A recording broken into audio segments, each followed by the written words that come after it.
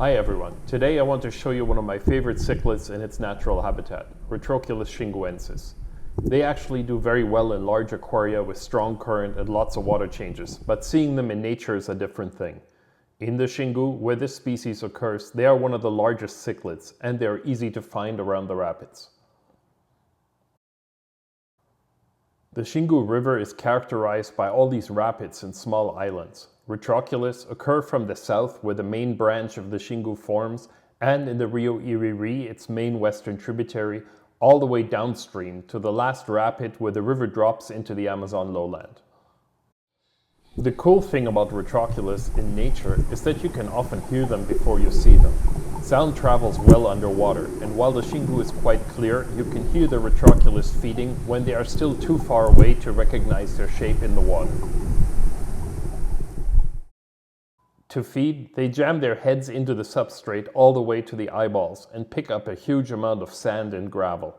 The sand then flies out the gills and the fish has moved on, so they will spit out the larger pebbles and drop them onto the bottom. All that makes quite a bit of noise. Their mouth is huge, so they will eat crabs, shrimp, insect larvae, worms, and certainly smaller plecos and other fish that they can get a hold of. If you move rocks around on the substrate, many fish come to inspect what you're doing. And while Leporinus are usually first, the Retroculus and Geophagus often show up soon after. In this clip, you can see Hypomasticus julii and Leporinus tigrinus arriving at the scene. Leandro Sosa and I wrote a book on this amazing river, and if you like this content, check out the video on the book. I have linked it here, and you can also come to belowwater.com and buy a copy. Retroculus are solitary cichlids once they reach the palm of your hand size.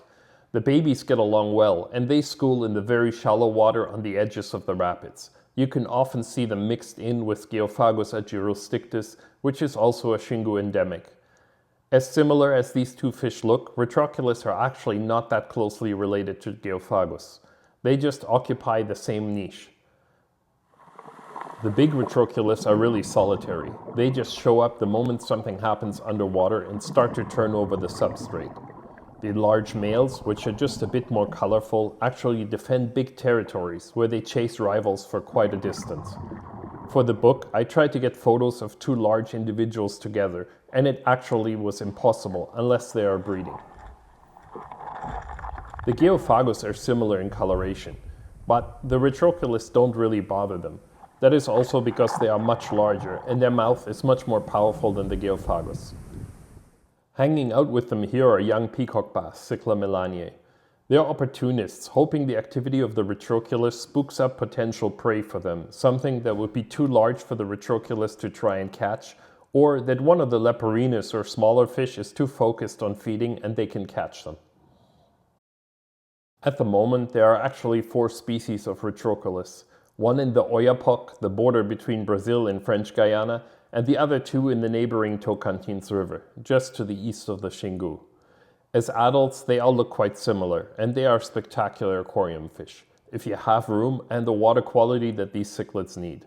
They are voracious feeders, but with their demand of high oxygen saturation and low organic load, you have to watch the water quality at all times.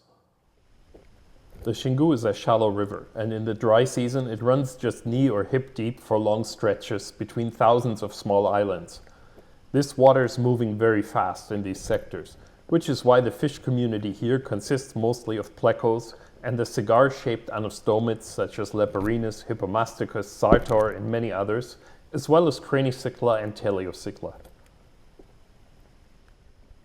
Any change or activity in the substrate instantly brings a number of fish that inspect the source of the sound. Often small groups of Creagrutus or smaller Leporinus follow the digging Retroculus to feed on tiny particles that they knock into the water column. Many of the rocks are interconnected by sticky sponges on the underside, and only the more powerful and larger fish can turn over the rocks in the substrate, which then offers feeding opportunities to many other fish. Silt or a loss in water quality would also kill off many of these sponges that are so vital to the river's substrate. This clip is filmed in a small rapid adjacent to the main rapid of Pimental, near what is now the intake of the dam, so this habitat has been completely destroyed.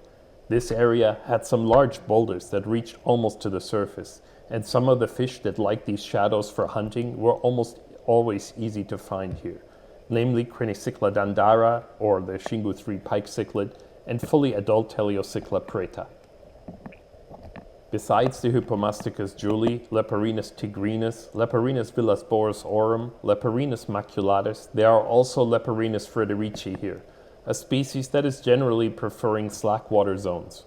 There are also some Tomates crampona juveniles in the background. They are a bit shy when the current isn't strong enough to pull your mask off. This video shows the density of fish that are near equal size, and this young Retroculus is front and center at all times. At this size, they're already a little bit territorial and seem to stay within several paces of one central rock. This location was just a few steps from our campsite. In the very shallow water, small Corydoras schools and juvenile fish lived in just ankle-deep water. And on the other side of the island, this Retroculus guards a single larger boulder as his main territory.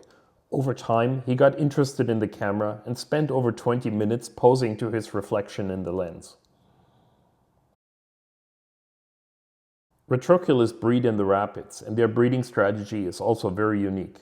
When a pair has formed, they will lay eggs in an area with large pebbles, covering the nest with the stones to protect the babies from predators. Their nesting site is often in the middle of the river, in a shallow place that has very strong current.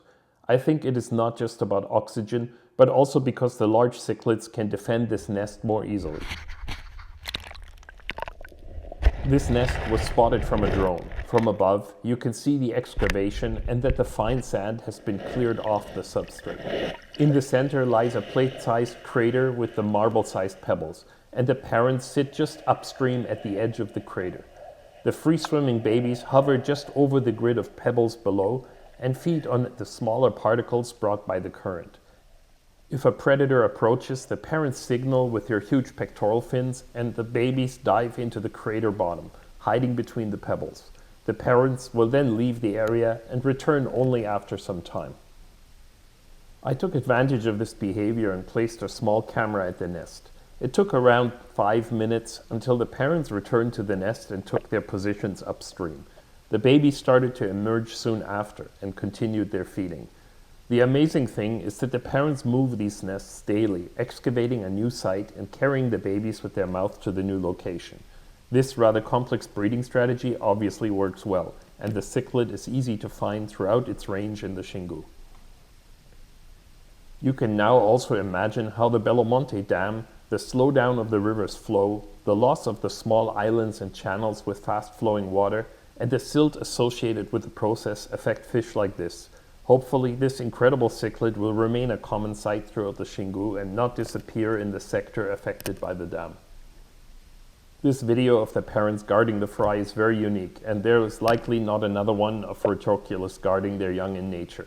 So I have kept an additional 5 minutes of this footage without voiceover for those that want to watch the parents do their thing. See you all soon.